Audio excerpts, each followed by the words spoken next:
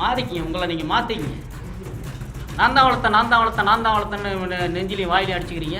நீங்கள் மட்டும்தான் வளர்த்தீங்களா? நாங்கள் வளர்க்கலையா? என்னுடைய கேள்வி. கட்சியை பரவலாக்கம் பண்ணுங்க.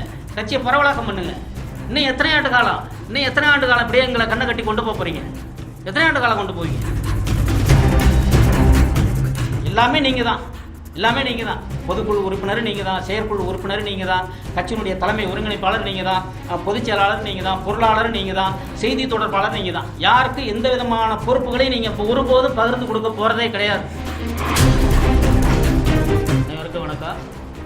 என்னுடைய பெயர் இரா பிரபு, வழக்கறிஞர், நாம் தமிழ் கட்சி திருச்சி மண்டல செயலாளர். இளமை காலங்க 30 வயசில் இந்த கட்சிக்கு வந்து 15 ஆண்டு காலம் கடுமையான உழைப்பு கொடுத்துருக்கிறேன். என்னுடைய பொருளாதாரம், என்னுடைய நேரம், என்னுடைய தொழில், என்னுடைய வருவாய். இன்னைக்கு திருச்சியில் இருக்கக்கூடிய அந்த 6 குற்றவியல் நீதிமன்றத்தில் நான் அக்யூஸ்டா போய் நின்றுட்டு இருக்கிறேன். அது சரி செய்ய முடியுமா? இந்த படிப்பை நான் தேர்ந்தெடுத்ததுக்கு காரணமே ஒரு நீதிபதி ஆகணுங்கிறதுக்காக தான் நான் இந்த படிப்பை தேர்ந்தெடுத்தேன். இப்போ நான் நீதிபதி ஆக முடியுமா? என் உழைப்பு எல்லாத்தையும் சுரண்டி நீங்கள் வந்து சோக வாழ்க்கை வாழ்ந்துகிட்டு இருக்கீங்க. எங்களை நடுத்தருவில் விட்டுட்டீங்க. ஓராண்டுக்கு முன்னாடி திருச்சிக்கு வந்தீங்க. இங்கே கலந்தாய்வு கூட்டம் நடத்தி இப்போ பொதுக்கூட்டம் நடத்துனீங்க. உங்கள் அருகாமையில் நான் உட்காந்துருந்தேன். அருகாமையில் இருந்த அந்த பதாகையை பார்த்துட்டு, எங்கடா ஐயா சேது மனோரம் படம் இருக்குது, ஆளை பார்க்க முடியல அப்படின்னு கேட்டீங்க. நான் உங்கள்கிட்ட சொன்னது என்ன? 3 வேளை சோத்து கஷ்டப்படுறாருன்னு. வீடு அடமானத்துக்கு வச்சுட்டு நடுத்தரில் நிற்கிறாரு. 3 வேளை சோத்து கஷ்டப்படுறாருன்னா என்ன? ஏதோ என்னால் முடிஞ்ச உதவியில் செஞ்சுக்கிட்டு இருக்கா அப்படின்னு சொன்னேன். நீங்கள் என்ன சொன்னீங்க? ஆச்சரியப்பட்டீங்க. என்னடா சொல்கிற? காலையில் போயிட்டு உங்களுக்கு ஏற்பாடு பண்ணி நான் அனுப்பி விட்றேன். நீங்கள் வருஷம் ஒன்றாச்சு. அதுக்கு இடையில எத்தனை முறை திருச்சிக்கு வந்திருக்கீங்க? எத்தனை கலந்தாய் போட்டு எத்தனை கூட்டங்கள் பேசியிருக்கீங்க? தேர்தலுக்கு வந்தீங்க. ஒரு முறையாவது ஐயா விசாரிச்சிருப்பீங்களா? பேசியிருப்பீங்களா? அவருடைய அந்த சிக்கல்களை தீர்க்கணும்னு நீங்கள் நினச்சிங்களா? லட்சக்கணக்கில் அழிச்சாருங்க. இங்கே உள்ள எல்லாருக்குமே தெரியும்.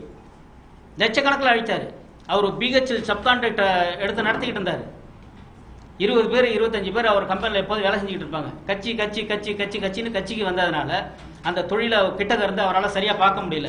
எடுத்த ஆர்டரை கொடுக்க முடியல. புதுசாக ஆர்டர் எதுவும் வாங்க முடியல. கம்பெனி லாஸில் போயிடுச்சு. விற்றுவிட்டார். பழைய எறும்புக்கு விற்றார். 3 வேளை சாப்பிட்டாலுமே 2 பொம்பளை பிள்ளைங்க இருக்குது, கல்யாணம் பண்ணி கொடுக்கணுமே. வீட்டை அடமானம் வச்சார். இப்போ வரைக்கும் அதை மீட்க முடியல. நடுத்தரில் நிற்கிறாரு. இதுபோல் பல பேர் சுட்டி காட்ட முடியும். முதன்மை பொறுப்பில் இருக்கிறவர் ஐயான்றதுனால நீங்கள் விசாரித்ததுனால நான் இங்கே சொல்ல வேண்டிய எனக்கு அந்த கடமை இருக்குது. மாறிக்கிங்க, உங்களை நீங்கள் மாற்றிக்கிங்க.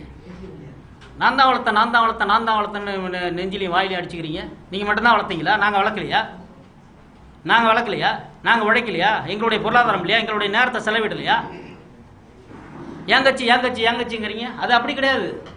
அது தவறான சொல்லுது. உங்கள் கட்சின்னா உங்களுடைய தாத்தா பாட்டி வளர்த்துருந்து, அப்படி இல்லைன்னா உங்களுடைய தாய் தந்தையரை வளர்த்துருந்து, அதில் நாங்கள் மாவட்ட செயலாளரோ, ஒன்றிய செயலாளரோ, கிளை செயலாளரோ, மாநில பொறுப்பாளரோ இருந்தால் நீங்கள் அதை சொல்கிறதுக்கான அந்த முழு உரிமை உங்களுக்கு இருக்குது. என்னுடைய கேள்வி. கட்சியை பரவலாக்கம் பண்ணுங்க. இன்னும் எத்தனை ஆண்டு காலம் இப்படியே எங்களை கண்ணை கட்டி கொண்டு போகிறீங்க? எத்தனை ஆண்டு காலம் கொண்டு போவீங்க? 15 ஆண்டு காலம் ஆச்சு. கட்சிக்கு இப்போ பொதுக்குழு உறுப்பினர்கள் உண்டா? செயற்குழு உறுப்பினர்கள் உண்டா? அடையாளப்படுத்துறீங்களா? தெரியுமா? யாருக்காவது தெரியுமா? காட்டியிருக்கீங்களா? மற்ற கட்சிகள்லாம் அப்படிதான் இருக்குதா? கட்சிக்கான சட்டத்திட்டம் யாருக்காவது தெரியுமா? சொல்லுங்க. கட்சியில் உள்ள இப்போ பொறுப்பாளர்களாக இருக்கக்கூடிய பொறுப்பாளர்களுக்கு கட்சியினுடைய சட்டத்திட்டம் யாராவது ஒருத்தர் சொல்லுங்க பார்ப்போம். சொல்லுங்க. எல்லாமே நீங்கள் தான். பொதுக்குழு உறுப்பினர் நீங்கள் தான், செயற்குழு உறுப்பினர் நீங்கள் தான், கட்சியினுடைய தலைமை ஒருங்கிணைப்பாளர் நீங்கள் தான், பொதுச் செயலாளர் நீங்கள் தான், பொருளாளர் நீங்கள் தான், செய்தி தொடர்பாளர் நீங்கள் தான். யாருக்கு எந்த விதமான பொறுப்புகளையும் நீங்கள் இப்போ ஒருபோதும் பகிர்ந்து கொடுக்க போகிறதே கிடையாது. அதுதான் 15 ஆண்டு கால அனுபவம். அதுதான். இப்போ வரைக்கும் ஒன்றும் இல்லை. இந்த பொறுப்பு கொடுக்கலன்னா என்ன ஒதுக்கிட்டீங்கன்னா அதெல்லாம் கிடையாது. தமிழ் தேசியத்தை நேசித்து வந்தேன். தலைவரை நேசித்து வந்தேன். இந்த நொடி பொழுது வரைக்கும் அதுக்காகவே நாங்கள் துடிக்கிறோம். என்ன அப்படி ஆயிடுச்சுன்னு. இங்கே வர்ற வரைக்குமே அவ்வளோ யோசனைகள், அவ்வளோ ஆலோசனைகள், காத்திருப்பு, பொறுமையாக இருந்தது, கடந்து போகிறது. இதுக்கு மேலே வேற வழி இல்லை. சரி செய்ய வேண்டியிருக்கு.